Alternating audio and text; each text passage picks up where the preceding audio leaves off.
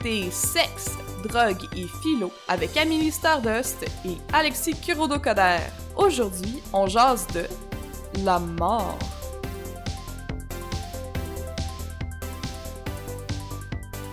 Allô Alexis! Allô Amélie! Hey hey, c'est notre 4e épisode, comme le temps file. File Il vers la fin. file vers la fin, comme s'il filait vers la fin de la vie, comme notre temps à nous tous.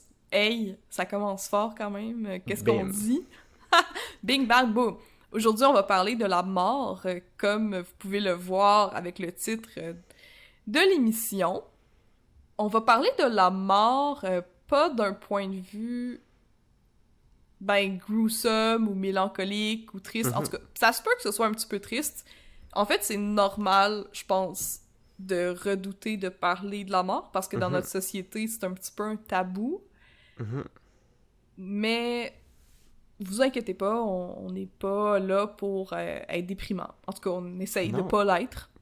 Ben c'est le fun, je trouve, d'avoir une conversation sur la mort qui est casual, tu sais, que ça soit possible d'en parler comme sur une terrasse, parce qu'après tout, ça fait partie de la vie.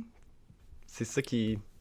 Ouais, ben s'il y a bien une chose qui unit tous les êtres humains puis les êtres vivants, c'est bien la mort.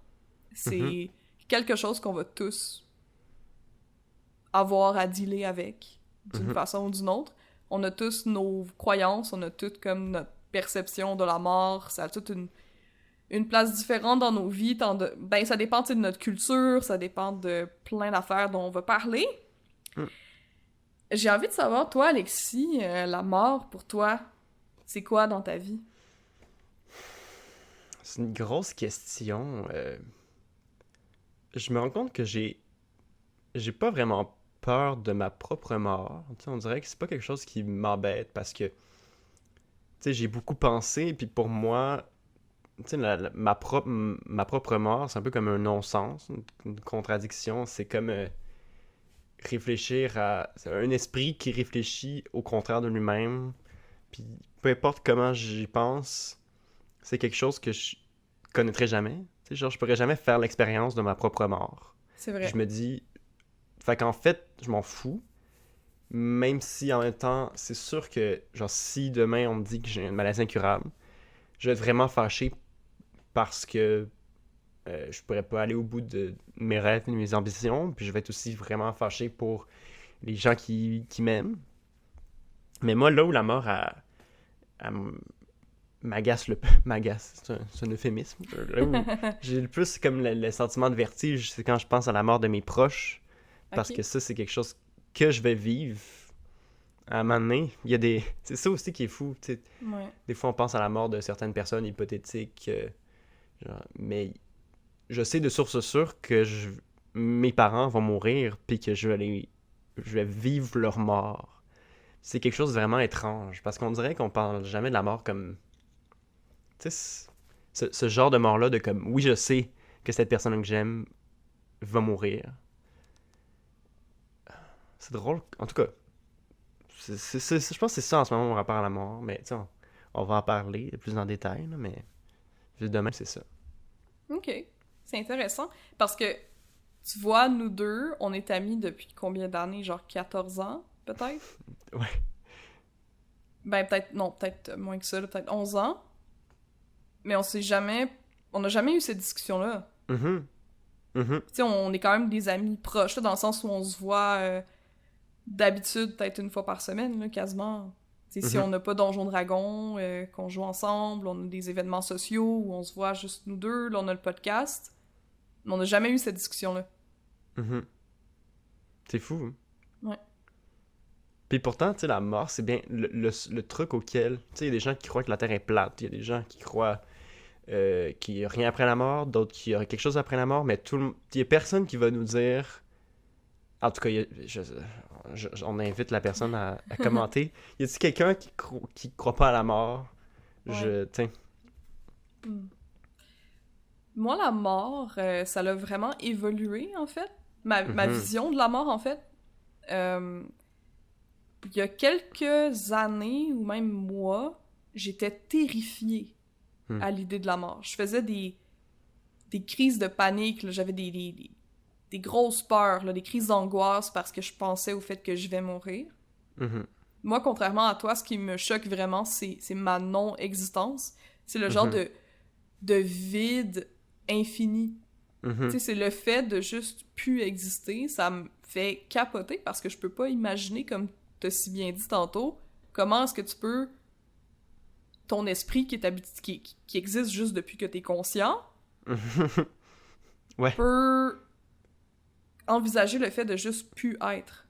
Ben, c'est littéralement une contradiction logique, genre. C'est ça qui est frustrant, tu sais. À la fois, genre, notre propre mort est comme capitale dans la construction, genre de toutes les cultures humaines, genre. C'est comme central. Puis à la fois, c'est la chose qui a pas de sens, qui est profondément illogique, genre. Ouais.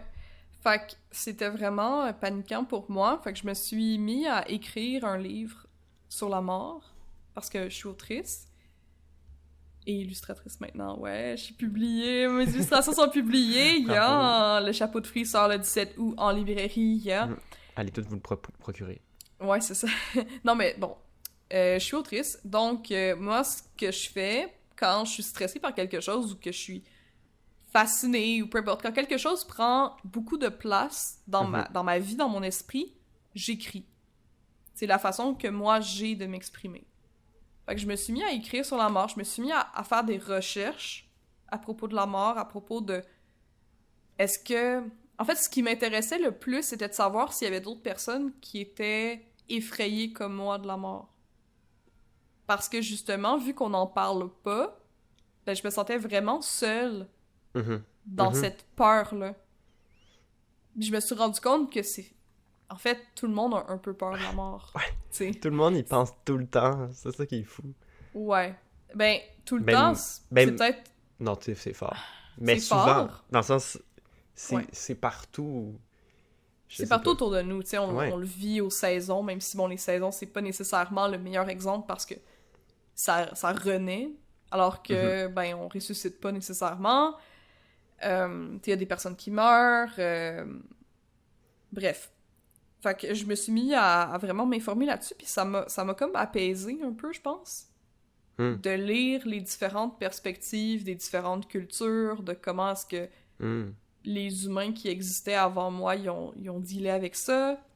Je me suis aussi mis à voir la mort comme l'état dans lequel j'étais avant de naître. Ouais, c'est beau. Ouais. C'est une belle manière d'y penser. Que dans le fond, en ce moment, j'ai une chance exceptionnelle d'être en vie. Parce qu'il y avait vraiment peu de chances que mes parents se rencontrent, que mes parents soient en vie. Tu sais, je veux dire, c'est vraiment une suite de choix puis de chances inouïes qu'on soit en vie. Ouais, c'est vraiment comme l'ultime luck.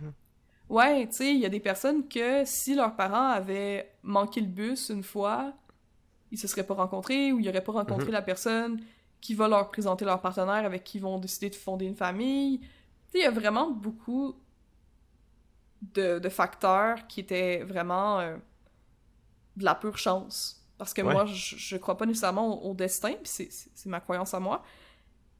Je fais juste voir ça comme étant spécial puis unique.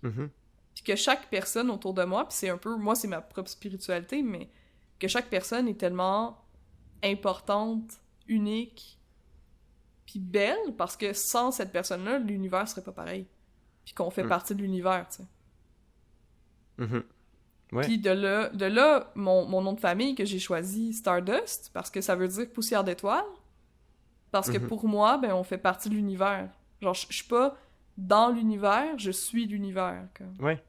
Je sais que c'est un peu space, là. Non, mais espace, c'est vrai. tout. Puis mais ouais. moi, ce que je remarque souvent quand on parle de la mort, c'est qu'il y a plein d'angoisses qui peuvent être résolues si tu, genre, tu changes ta manière d'y penser.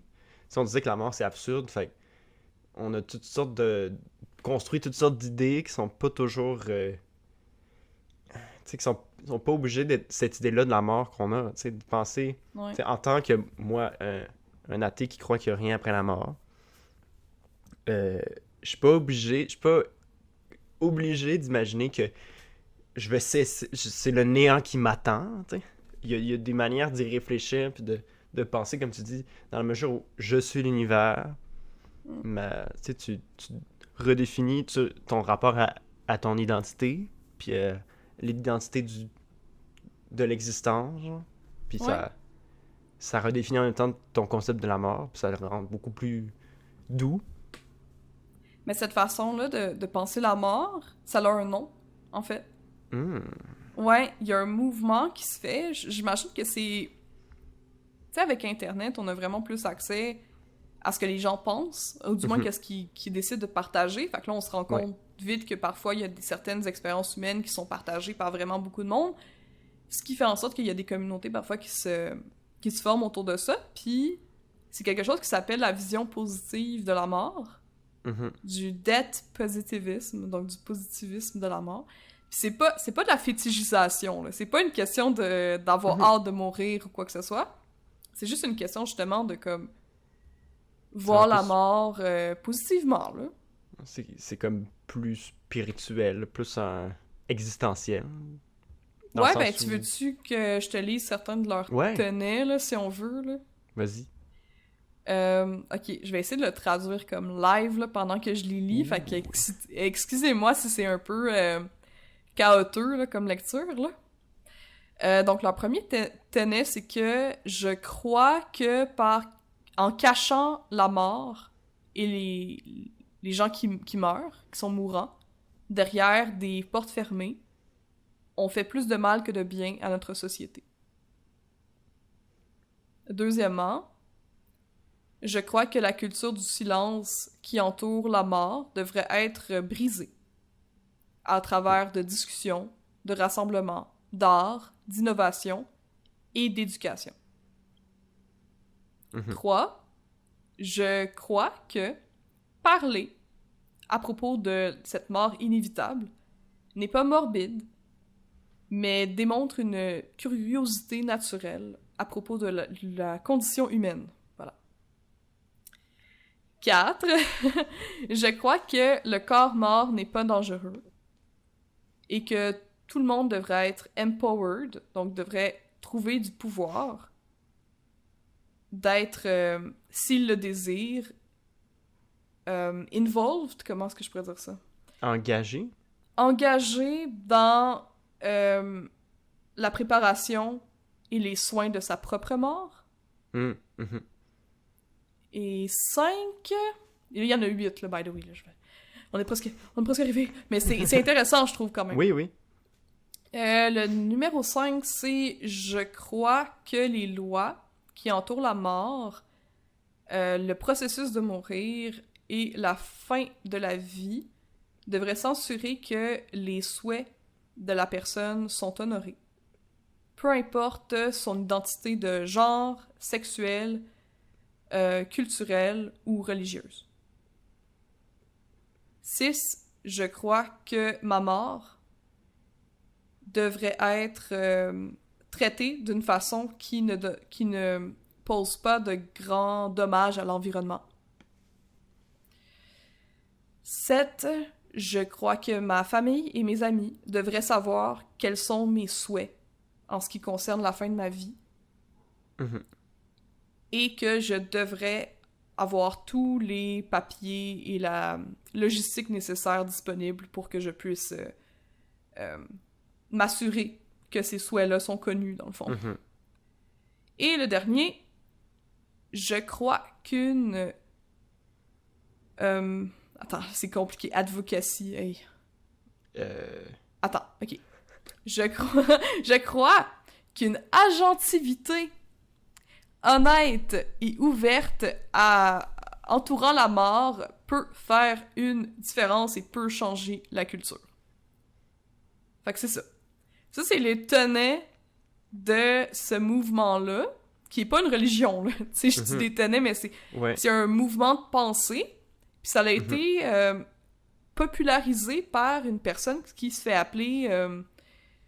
Attends, je sais pas c'est quoi son nom, là, mais je sais que son channel YouTube, sa chaîne YouTube, c'est Ask a Mortician. Ah oui, je la connais. Ouais? Oui. Ben, cette personne-là, c'est elle qui est un peu à l'origine de ce mouvement-là positif, de juste parler de façon ouverte et sans tabou de la mort. Ce que j'aime avec ces 8... je sais pas, ces 8 impératifs-là, c'est que c'est genre apolitique, il y a pas... tu sais, tu peux être un croyant ou pas, puis adhérer à ça. Ça, je trouve ça cool. C'est pas... il y a pas de... Elle va pas nous dire comme à quoi croire. Fait que c'est inclusif. Ouais, vraiment, parce que c'est pas... C'est pas ça, c'est pas ça, tu sais. Ouais. Dans le fond, c'est que tes souhaits à toi, selon tes croyances à toi, soient respectés. Tu sais, si ta tradition, à toi, que tu veux, c'est comme dans la tradition bouddhiste tibétaine, genre qu'on touche pas à ton corps pendant 48 heures pour te laisser le temps de te réincarner, puis là, de te faire incinérer, qu'on mélange tes cendres avec de l'argile, puis qu'on fasse des figurines avec, ok, mettons. Que genre, toi, cette cérémonie-là, elle est super importante pour toi, ben tu peux... T'as le droit d'avoir ça, genre. Tu sais, c'est comme si t'avais encore de la gentilité avec ton propre corps après la mort. Puis c'est ça, je pense que c'est quand même une vision qui me parle. Ouais. Je pense que ça va dans un courant de pensée qui est très bienveillant, puis vraiment qui mise sur le consentement, puis sur ton... Ouais, puis ben, l'impératif central, c'est que ça soit comme une transition, entre guillemets, une transition paisible, là, qui se fasse... Ouais, que t'aies le contrôle. Tu sais, en fait, le peu de contrôle que tu peux avoir entourant l'événement de ta mort, on va essayer de te le donner. Fait que c'est un peu ça. C'est ça qui est chouette. Oui. Pourquoi tu penses que les gens ont peur de la mort? Ah, parce que... Ben justement, c'est comme un grand inconnu, c'est quelque chose qui t'échappe, c'est comme le plus près qu'on peut peut-être se ramasser de l'infini, c'est notre limite, c'est l'impossibilité de tu sais, comme de tout posséder, de vivre de tout temps, de connaître ses petits-enfants ou ses petits-petits-enfants si t'en veux, tu sais, il y a toutes sortes de raisons d'avoir peur de la mort, puis c'est comme une ultime perte de contrôle, puis Ben là, il y a deux affaires que j'entends dans ce que t'as dit, que dans mes recherches, j'ai vu qui étaient les raisons les plus populaires, si on veut, pour la peur de la mort. D'ailleurs, la peur de la mort, elle a un nom. Ah, ben évidemment. Ouais, ça s'appelle la thanatophobie. Ah, ben oui. Mais on s'entend que c'est... Il y a une différence entre une phobie puis juste avoir peur de la mort. Je pense que la peur de la mort, comme on a dit tantôt, c'est juste normal d'avoir cette petite crainte-là. Surtout je pense que c'est sain, à mon avis. C'est sain, dans une certaine mesure, évidemment. On serait pas une bien forte espèce animale si on voulait pas survivre à tout prix. Ouais. Ça, si on ça n'avait fait pas partie... peur au bord d'un ravin. Ouais, c'est ça. Je pense que c'est juste wired, tu sais, que c'est juste vraiment intégré dans qui on est en tant qu'espèce, d'avoir peur de la mort. Mais la thanatophobie, c'est une anxiété qui est plus intense. Là. C'est comme une peur irrationnelle, t'as des comportements d'évitement, puis c'est à tout ce qui concerne la mort, là, genre tu veux pas en entendre parler, puis tu capotes, là, tu sais. Puis genre, quelque part, ça va ruiner ta vie parce que tu veux tout éviter à propos de la mort. Tu vas tant éviter ta mort que tu vas éviter ta vie. Ouais, dans le fond. Mais il y a quand même des raisons qui sont populaires puis qui se regroupent là, en comme quelques catégories de pourquoi est-ce que t'as peur de la mort. Puis de ce que je lisais, c'est quand même... ça peut être quand même souhaitable d'identifier pourquoi est-ce que t'as peur de la mort, c'est quoi qui te fait peur, parce que ça t'en dit beaucoup sur ce qui est important pour toi dans ta vie, genre. Bien sûr. Puis qu'est-ce que tu peux faire pour amoindrir cette peur-là, si on veut. Je vais te donner quelques exemples.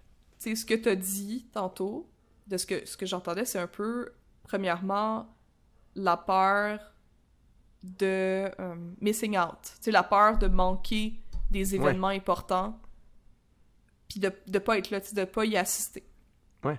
Mais tu sais, quand on y réfléchit, puis je sais pas à quel point est-ce que c'est rassurant, mais avant qu'on naisse, il y a plein de choses super cool qui se sont passées, puis on n'a pas été là pour les voir. Mhm. Puis aussi, c'est des fois, il y a beaucoup de gens qui focusent tellement sur ce qui leur échappe qu'au final, ils prêtent pas assez d'attention à ce qu'ils vivent. Ouais, Puis exactement. le présent, c'est la seule chose qu'on vivra jamais. Tu sais, quand tu y penses, tu sais, on est toujours dans le présent, on n'est jamais dans le passé ou dans le futur. Mhm. Tout le temps que tu prends à ne pas être présent, à faire l'expérience de comme tes sensations, c'est des choses qui vont disparaître puis que tu connaîtras pas. Fait que t'es aussi bien d'être là maintenant, dans le plus près, genre de... je sais pas, aller dans la spiritualité, genre, mais le plus près de l'infini que tu peux être parce que t'es dans l'immédiateté, en tout cas. Mais je pense que c'est difficile de pas parler de spiritualité quand on parle de la mort. Mm-hmm. Parce que, un peu comme la conscience, ou l'âme, là, si on veut, c'est quelque chose que la science a vraiment de la difficulté à juste comme comprendre complètement. Mais on va en parler après. Qu'est-ce que je veux dire? C'est au niveau de avoir peur, tu sais, justement, de missing out, puis de pas être là pour les événements marquants. Comme t'as dit, tu sais, d'être dans le moment présent, ça peut être vrai. Tu sais, oui, mais concrètement, qu'est-ce que tu peux faire pour, tu sais, amoindrir ce stress-là, que tu peux poser à action? Ben, moi, je vous donne clairement comme un conseil qui m'est venu avec des tripes de moche, là, pour être honnête. Fait que c'est les champignons qui vous le conseillent. Je me suis fait une bucket list de trucs que j'aimerais faire avant de mourir, puis on en parlait justement avant d'enregistrer avec Alexis, parce que j'ai ajouté quelque chose qui le concerne. Et c'est pas des grandes quêtes de ma vie. C'est pas genre, je sais pas moi, trouver l'amour, ou élever un enfant, ou des trucs comme ça qui sont vraiment des endgames, tu sais, c'est un peu comme des grandes quêtes. Mais comme dans un jeu vidéo, t'as la quête principale, vers laquelle tu te diriges de toute façon, que c'est là vraiment ton but ultime, mais t'as aussi des sous-quêtes, donc t'as des sous-objectifs, puis moi je vais décider de justement écrire ces choses-là que je veux, les sous-objectifs que j'ai envie de vivre. Puis ça va aussi simple que goûter à un fruit du dragon. Parce que j'ai jamais goûté à un fruit du dragon, puis j'aimerais ça. Puis c'est vraiment des petits objectifs qui sont quand même réalisables, que je peux poser action pour y assister. Donc, si t'as peur, je sais pas moi, de... Qu'est-ce que tu pourrais avoir peur? T'as peur de pas être là pour tes amis, t'as peur de pas être là pour tes enfants quand ils vont avoir besoin de toi. Est-ce que tu peux ouvrir un compte épargne pour eux? Est-ce que tu peux mettre 1$ dedans? Tu sais, je veux dire, 1$, là, c'est pas... On s'en fout, là, tu sais, de 1$, là, c'est pas... Ça va pas de les aider au final, mais c'est mieux que rien. À chaque pas que tu fais vers ces objectifs-là, ben, dans le fond, c'est censé un peu amoindrir cette peur-là de manquer les choses que tu veux faire, parce que tu les fais, t'es en train de les faire. Puis là, je sais que je parle d'un point de vue super... privilégié de personnes que, oui, je suis neurodivergente, mais je suis pas full handicapée, là, fait qu'il y a bien des affaires que je peux faire, mais c'est qu'est-ce qui est dans ton champ de possible que t'as envie de faire avant de mourir, en fait. Puis outre avant de mourir, avec la vie que tu as en ce moment. Avec ce temps alloué qu'il y a comme plein de poussières d'étoiles qui se sont ramassées ensemble puis qui ont composé une conscience humaine qui est la chose la plus complexe, qui est même plus complexe que les galaxies qui nous entourent, que la science est même pas capable de comme comprendre, mais t'as ça à l'intérieur de toi, qu'est-ce que tu veux faire avec, tu sais. En tout cas, ça c'est... Excusez, là, ça va vraiment dans ma spiritualité en même temps, mais, tu sais, ça reste que... Qu'est-ce que tu veux faire? Fait que là, ça, c'est une des affaires. L'autre affaire dont t'as parlé, je pense que c'est la peur un peu de l'inconnu. Ben, tu sais, tu vas pas faire l'expérience de la mort. Il y a aucun moment où la mort et toi, vous allez être En même temps. En même temps. Par contre, tu peux avoir peur de mourir parce que t'as peur que ce soit douloureux, que ce soit long, que t'aies vraiment conscience du fait que t'es en train de mourir. Ce qui est, je pense, en tout cas personnellement, qui me semble très effrayant, là, cette perspective-là de comme mourir à petit feu. Mais ce que tu peux faire, c'est genre écrire puis parler à tes proches à propos du fait que tu ne veux pas que des procédures médicales soient utilisées à outrance pour te maintenir en vie si la mort est certaine puis que tu vis dans la souffrance. Tu sais, c'est des choses que tu peux faire le choix pour toi. Ouais. Genre, il y a des choses que tu peux faire pour ne pas vivre ce que tu crains, c'est-à-dire genre la souffrance puis la perdre le contrôle sur ta vie. Tu peux faire des choses pour ça. Mais mourir en tant que tel, c'est pas ça qui fait mal. Tu sais, c'est les blessures, peut-être, que tu vis qui mènent à cette mort-là, mais le fait de mourir, c'est une perte de conscience. C'est tout.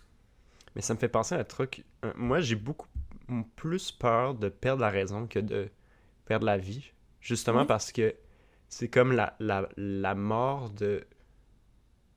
du moi que je connais, mais il va quand même avoir quelque chose quelque chose qui va me survivre. Tu sais, mettons que je deviens dément. C'est une transformation où je continue de vivre en tant que comme créature biologique.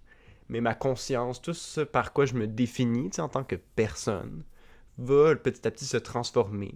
Ma personnalité va changer.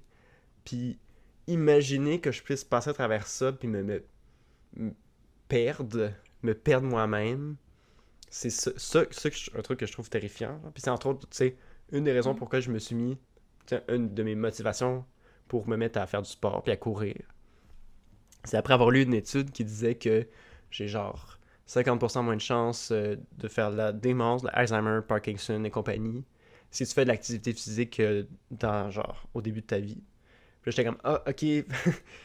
Finalement, c'est plus que ça, mais ça a été un déclencheur. Ça a été comme instillé par la peur de pas mourir en tant qu'entité biologique, mais mourir en tant que personne, tu sais. Parce que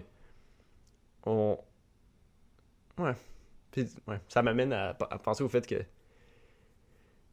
on vit comme on a un sentiment de continuité qui est comme genre inhérent à la conscience, mais genre je me souviens pas de quand j'avais 2 ans, puis il y a des moments qui m'échappent, puis j'ai probablement pas exactement la même personnalité, j'ai plus les mêmes cellules dans mon corps, j'ai pas les mêmes souvenirs.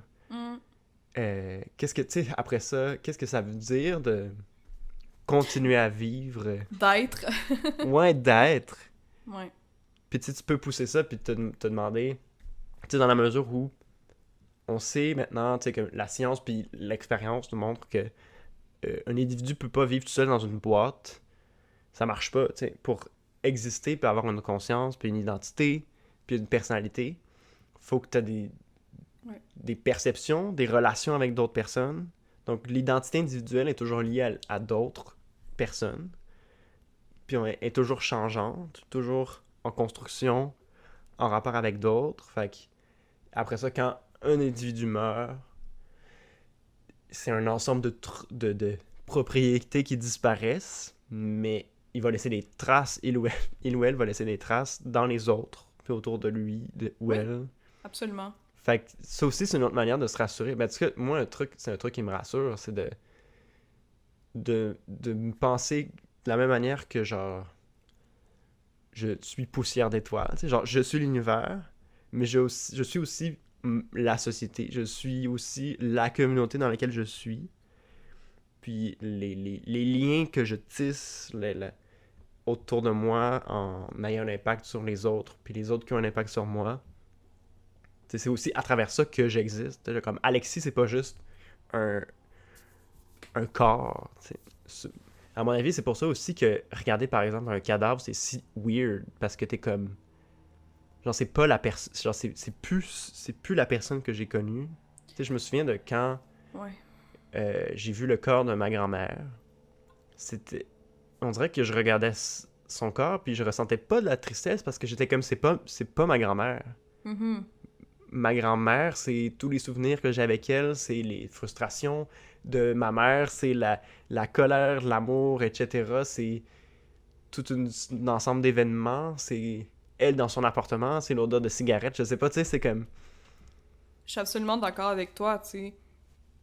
Pour moi, le corps, ben ça c'est encore mes croyances, là, comme j'espère que vous pensez pas que c'est oui, un podcast qui se veut s'il vous théiste. plaît. Mais pour moi, le corps, c'est un peu comme ton vaisseau spatial. Tu sais, dans le sens... c'est D'ailleurs, j'ai un vaisseau spatial de tatoué sur le poignet pour ça. Wild Girl, en tout cas. Non, mais tu sais, mon tatou, il y a c'est valide, une signification. Ouais. Ben, j'espère. Ben, c'est pas toutes mes tatous qui ont des significations, Alexis. Je me suis fait tatouer une citrouille avec une pipe dans la bouche, là, ça n'a pas rapport, là. Mais en tout cas... Mais en tout cas... Qu'est-ce que je voulais dire? Ouais, c'est ça. Pour moi, c'est un vaisseau spatial, pis c'est tout, tu sais. C'est comme une enveloppe. Fait que moi aussi, j'ai assisté à des funérailles, en fait, plusieurs, parce que dans les dernières années, puis ça, c'est une autre chose qui me fait beaucoup penser à la mort, puis je pense qu'il a généré cette anxiété-là, c'est que j'ai été confrontée à la mort de beaucoup de personnes dans ma famille en peu de temps. Tu sais, en 4 ans, j'ai 2 tantes, un oncle et ma grand-mère qui sont morts. Ou en 5 ans. En tout cas, du même côté de la famille. Ouais, c'est beaucoup, tu sais, c'est terrible là, c'est terrible pour les enfants de ces personnes-là, pour les personnes qui étaient encore plus... Tu sais, moi, j'étais pas tant proche de ces personnes-là de ma famille, mais j'ai vu mon père pleurer pour comme la première fois de ma vie, j'ai vu l'impact que ça avait, puis j'ai vu des corps morts. Puis c'est ça, je regarde ces corps morts-là, puis je me dis, c'est pas la même personne, là, ça, c'est quoi, ça? T'sais, c'est comme si je voyais un...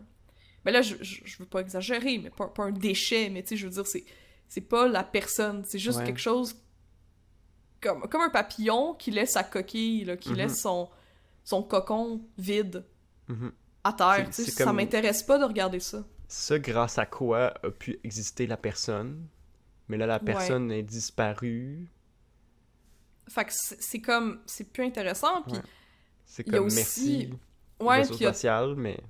Il y a de quoi de particulier, tu sais, avec comment est-ce que les personnes sont embaumées, surtout dans la culture, comme, mettons, québécoise, occidentale. En général, il y a comme cette obsession avec le fait de conserver le corps le plus longtemps possible.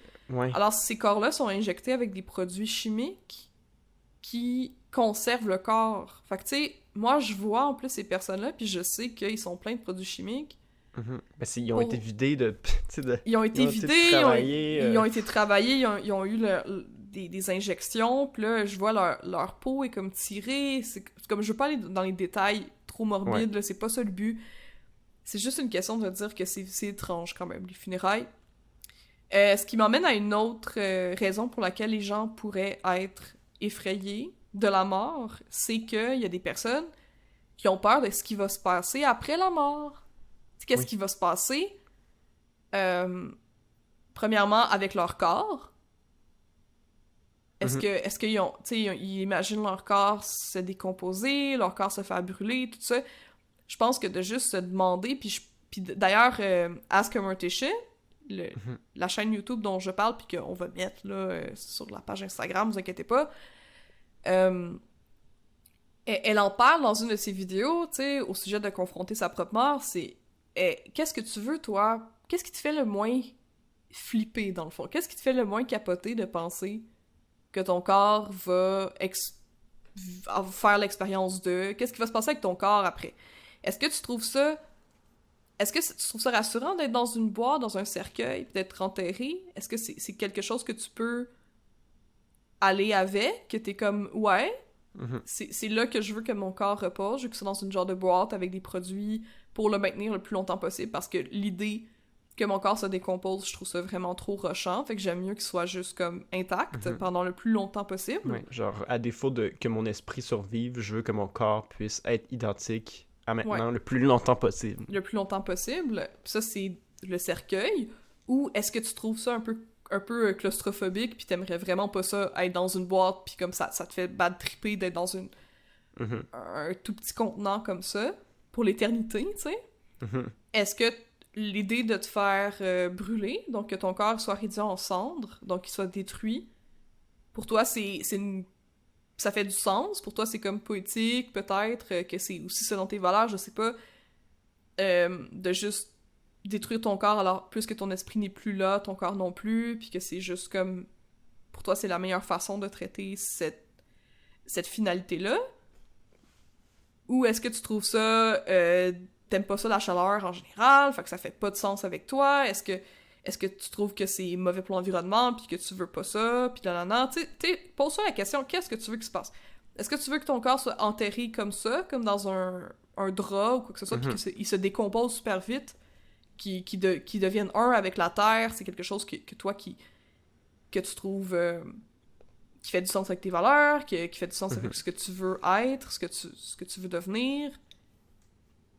Ou est-ce que tu trouves ça dégueulasse? Tu sais, c'est comme... Ouais, faut que tu te poses cette question-là. Pose-toi cette question-là, puis fais les arrangements nécessaires. Parle-en à ta famille de qu'est-ce que tu veux. Est-ce que tu veux que les gens te voient dans le... Tu sais, c'est quoi le rite funéraire que tu veux? T'sais, on en a parlé quand on a parlé des tenants, là, un peu de la vision positive de la mort. Qu'est-ce que tu veux? C'est quoi les rites funéraires qui te conviennent, qui correspondent à ta culture, à tes valeurs, à tes moyens financiers aussi, parce que je veux dire, veux pas, ça coûte de l'argent, tout ça, les rites funéraires. C'est une industrie. Tu sais, c'est une industrie. Fait que, tu sais, je pense que ça vaut la peine de l'écrire puis d'en parler pour justement être rassuré par rapport à cette peur-là. L'autre côté de la médaille de cette peur-là, c'est qu'est-ce qui se passe avec ton âme, avec ton esprit. Ouais, parce que nous, on est là, tu sais, genre, à se dire... moi, je vais dire, je crois que mon esprit s'en va nulle part, tu sais, qui va... comment je comprends l'esprit puis la conscience, ça va disparaître, puis ça va continuer à vivre à travers les gens qui m'ont connu, mais bon, tout ça va finir par disparaître à un moment donné, puis il va rester rien un jour de moi. Mais c'est sûr que je comprends que c'est une anxiété puis une peur qui est très différente. Si tu crois qu'il est possible que une fois que tu meurs, tu continues d'exister d'une autre manière. Puis évidemment, ça, c'est terrifiant. Tu sais, je peux imaginer... Ben, c'est terrifiant pour toi. Ouais. Mais, parce que, tu sais... je sais c'est pas terrifiant pour ça toi. serait quoi, ouais. Mais il y a des personnes qui trouvent ça terrifiant. Juste pas qu'on tombe dans l'essentialisme de comme qu'est-ce qui est terrifiant en tant que tel. Je pense que c'est pas... Effectivement, ça peut être rassurant. Ça dépend... Oui, ça dépend de la personne. Qu'est-ce que t'imagines l'autre bord? Mais là, on parle de la peur, puis les personnes qui ont peur de ça, ben... justement, peut-être qu'elles ont des croyances comme quoi elles vont être jugées à la fin de leur vie. Tu sais, puis il y a plusieurs croyances qui pensent ça. La plus connue pour moi, tu sais, comme que moi je connais le plus, c'est au niveau des croyances chrétiennes, catholiques, que, ben, soit tu t'en vas au paradis, soit tu t'en vas en enfer. Il y a les croyances du nirvana, tu sais, est-ce que t'as assez fait une bonne job dans ta vie actuelle pour arrêter de te réincarner puis de monter au nirvana. Tu sais, ça, c'est quelque chose que il y a plusieurs croyances qui pensent. Puis justement, est-ce que tu vas te réincarner puis dans quoi? Un autre humain, une créature, un animal? Ouais, c'est ça, il y a la réincarnation aussi, tu sais, puis moi, personnellement, parce qu'on parle de nos croyances aussi, là, en même temps, tu sais, moi, personnellement, je pense que ben, l'affaire qui me rassure le plus, puis c'est quelque chose que je crois, mais qui est pas prouvé du tout, parce que c'est ça une croyance, au final, c'est pas quelque chose qui peut être prouvé ou non. Moi, je pense que la conscience, c'est une matière qui se recycle. Donc, tu sais, moi, personnellement, je pense que mon esprit va pas se réincarner, mais être comme recyclé dans le corps de quelqu'un d'autre, mais que moi, j'existe plus, tu sais, que c'est juste comme une autre... C'est juste une chose qui fait partie de l'univers, puis qui est bien trop complexe pour moi, pour que ça fasse juste comme s'arrêter. C'est comme trop n'importe quoi, la conscience humaine, là, comment est-ce que c'est compliqué, puis tout ça. Fait que moi, dans ma tête, comment est-ce que je suis... Ben, puis dans mon petit cœur, comment est-ce que je suis venue à me rassurer à propos de la mort, c'est aussi de me dire, ben, je fais partie de l'univers, je vais retourner à l'univers, puis ma conscience, elle va juste aller comme dans un... de vivant qui a besoin d'une conscience. Parce que c'est comme une matière là, qui se recycle, OK? Mais mettons que tu penses que tu te réincarnes, mais tu te réincarnes juste en fonction de comment est-ce que ta vie a été vécue. Mais là, tu te dis, ah, man, est-ce que, genre, la fois où j'ai pas respecté la Bible, ou que j'ai pas... Ben là, c'est pas la Bible, là, mais en tout cas... Tu sais, que j'ai pas respecté telle loi de ma religion, Ouais, tel c'est suffisant... principe. Ouais, tel principe, c'est suffisant pour que j'ai manqué ma shot, puis que je me réincarne en de quoi que sa vie est misérable, genre un rat d'égout, là. Mhm. Fait que je veux pas vivre ça, je veux pas vivre le fait d'être apeuré toute ma vie, puis d'avoir tout qui veut me tuer, puis tout le monde me trouve dégueulasse, puis j'ai plein de maladies, puis... Mhm. Je veux pas vivre cette vie-là. Fait que là, ça doit être super stressant d'arriver à la fin, puis là, tu sais, je sais qu'il y a beaucoup de personnes qui ont une foi chrétienne catholique qui vont aller demander pardon à des prêtres parce que ils sont comme oh shit, tu sais, veux pas la vie qu'on tu sais, la société fait en sorte que c'est super difficile de respecter toutes les règles qui sont écrites, mettons, dans la Bible. Puis là, après ça, il y a la question, mettons que tu crois, tu sais, à un Dieu, ben, est-ce que tu penses que tu crois au bon Dieu? Parce que il y a plein de croyances qui ont des dieux uniques, ou même des dieux au pluriel, whatever. Ou même un démon, genre, tu sais, comme tu penses que tu parles à Dieu, mais en fait, tu parles à autre chose qui n'est pas un Dieu, tu sais. Ben, Si tu crois à ça, ouais, mais en même temps, moi, tu vois, ce que je pense qui est la peur, c'est de se dire, ok, mais imagine que j'ai vénéré le mauvais Dieu, puis là, que j'arrive, je meurs, puis là, c'est... Finalement, genre, je sais pas, moi... Allah, ouais. qui est comme, hey, mon petit Chris, t'as pas... tu m'as pas vénéré, t'as vénéré une fausse idole, tu t'en vas en enfer. Tu sais, ça fait peur, ces pensées-là, de se dire, oh my god, est-ce que j'ai la bonne Ouais, puis là tu réponse? penses ça, puis t'es comme, oh, mais là, je doute de mon Dieu en pensant ça, puis ça... Oh my god, tu sais, c'est ça. Ça va de l'anxiété, puis t'es comme... C'est super stressant, puis là, tu meurs, puis là, tu t'en vas... C'est quoi, tu vas aller en enfer, puis tu vas passer l'éternité, comme... On peut même pas considérer c'est quoi l'éternité. Ah, c'est...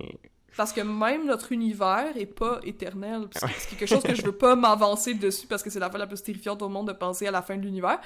Mais pour vrai, moi, je trouve ça beaucoup plus terrifiant, genre l'idée qu'après ma mort, je vive pour l'éternité. Tu sais que...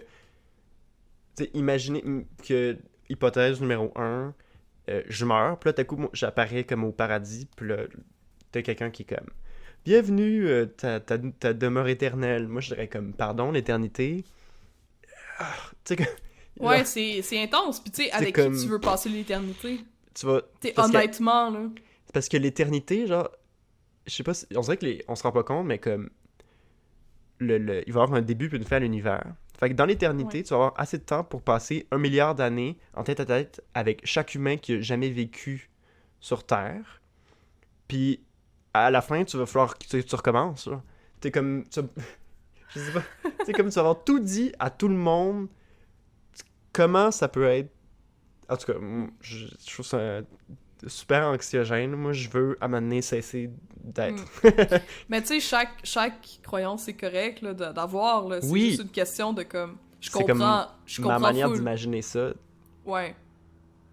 Je comprends full parce que moi, pour moi, la vie, elle vaut la peine d'être vécue parce qu'elle va finir. Tu sais, chaque moment que je passe avec quelqu'un, ou une expérience que je vis, c'est peut-être la dernière fois que je la vis. Puis je veux dire, faut pas non plus penser comme ça parce que là, tu deviens comme vraiment freak, là, puis comme tu peux pas vivre de même parce que tu deviens paranoïaque, mais je veux dire... Mais ça me permet Ça me permet de profiter des choses. Ouais.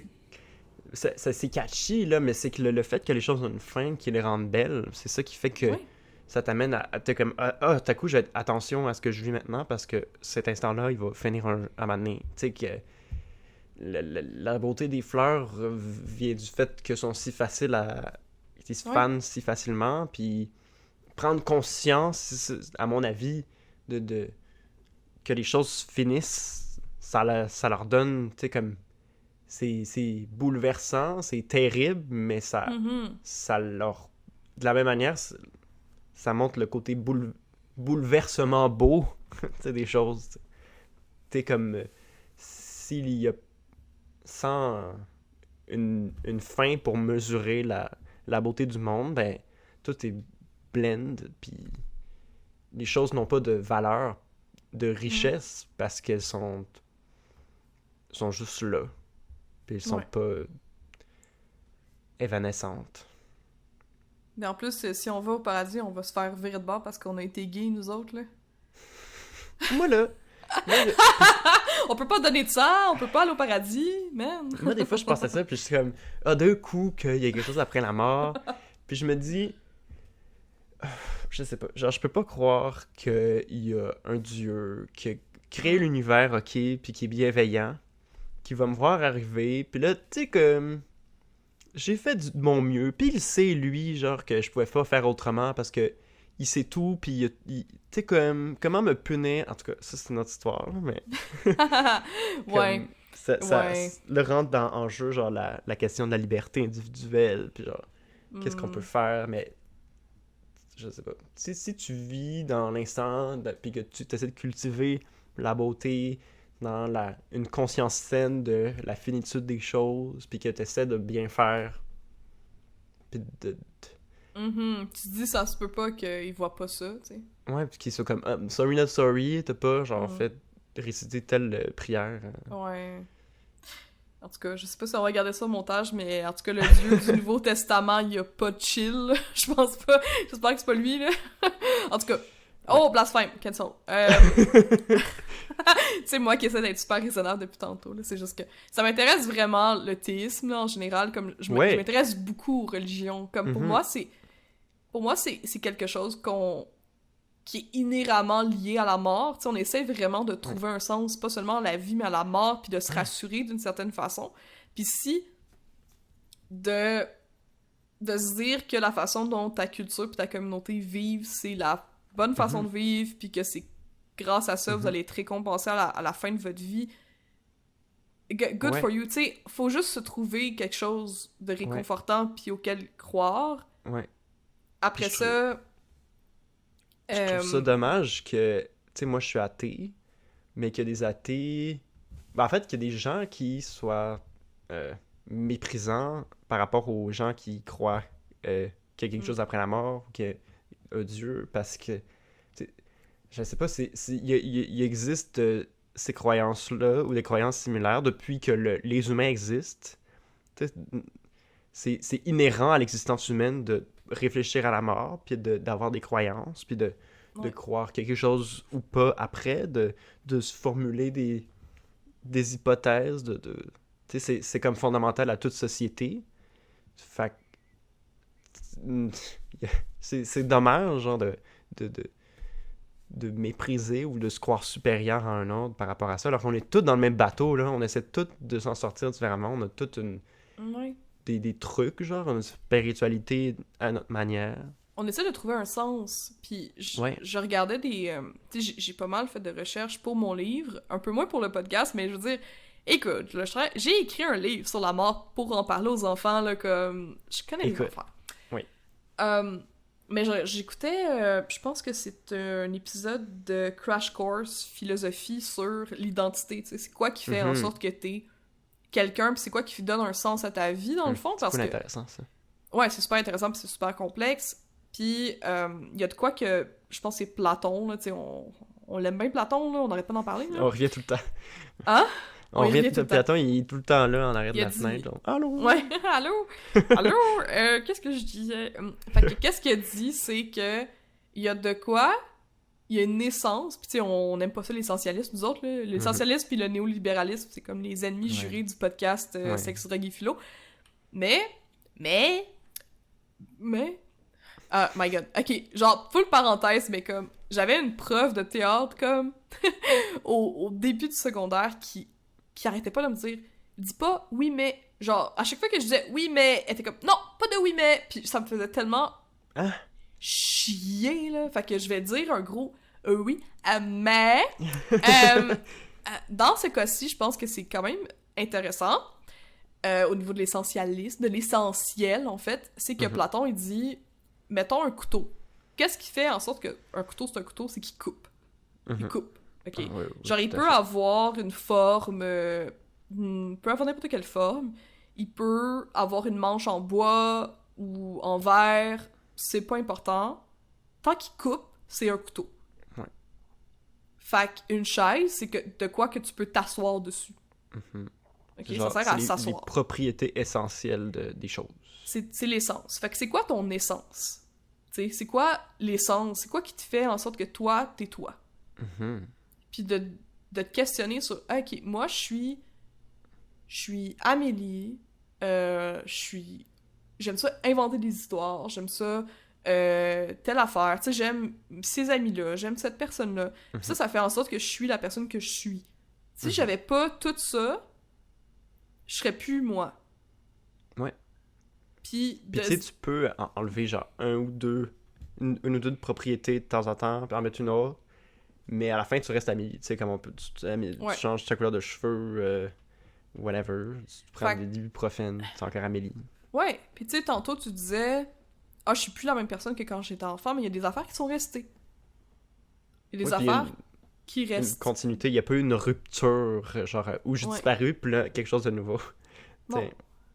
Tu sais, ce que tu es, c'est un peu comme on a parlé aussi avec la boîte, c'est tout un amalgame d'expériences, d'intérêts, de traits de ta personnalité, de ta culture, des gens qui ont eu un impact dans ta vie, de tes opportunités, de la couleur de ta peau, de la couleur de tes cheveux, de est-ce que t'as des... Ben, c'est pas la même affaire du tout, là, mais...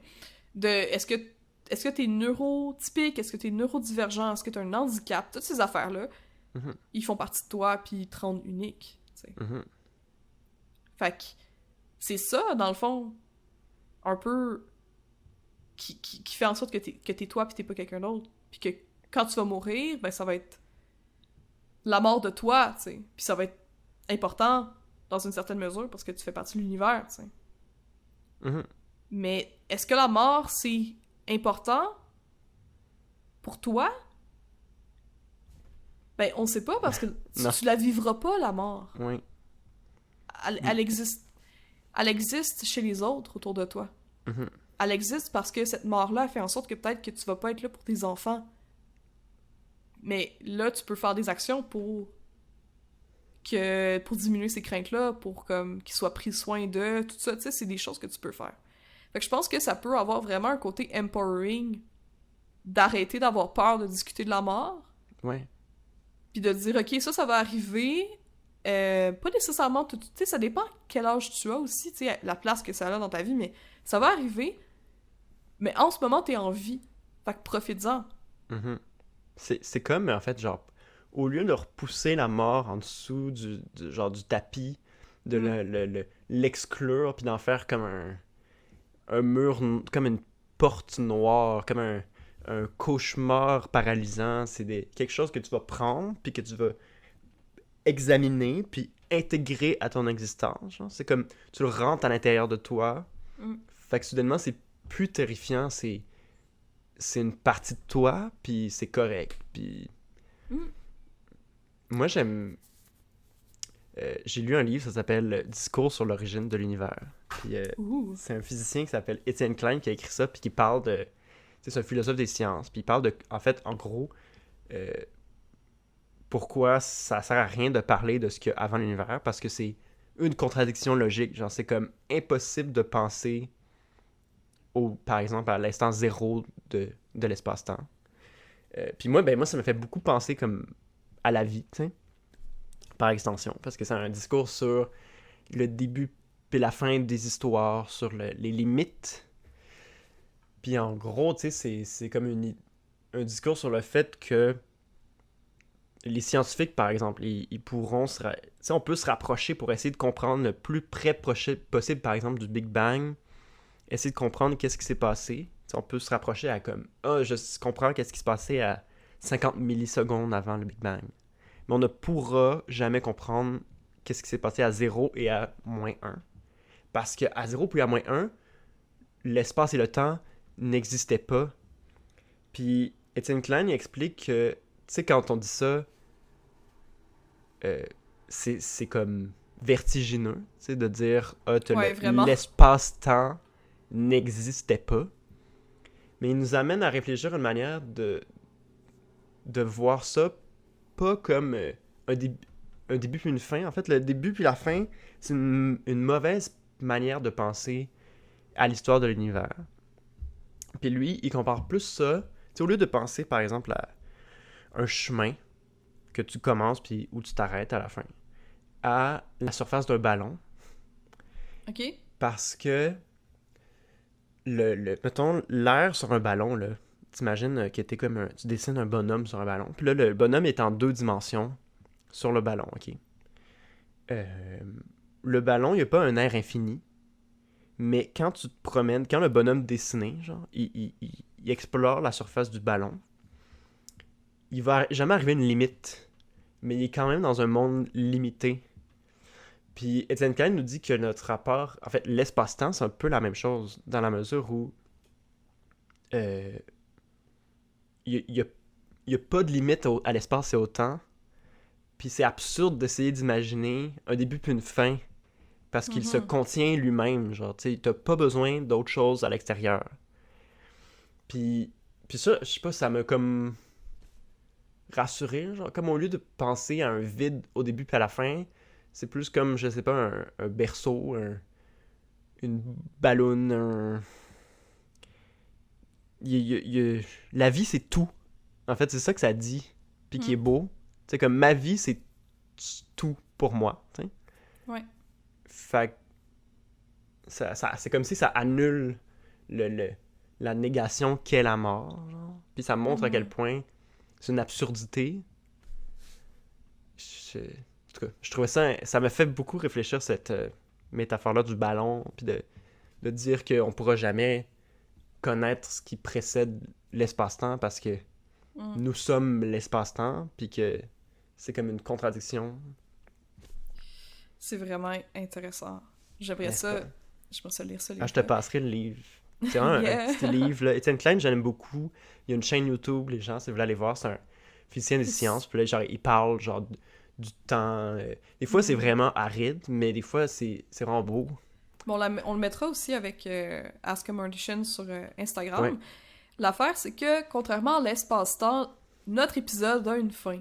Oui, parce que nous, on un va début survivre. et une fin. Nous et l'auditoire, vous les gens, on va survivre à la fin du podcast. Ouais. On a autre chose à faire après.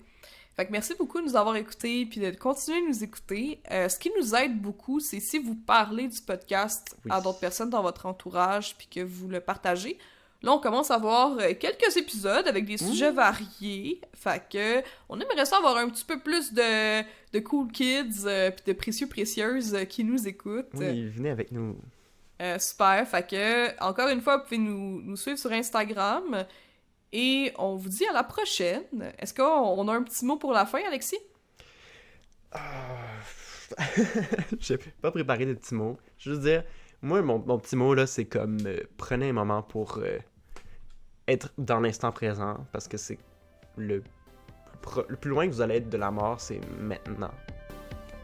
C'est ça. Good. Bon. Ben, bye! Bye! Salut!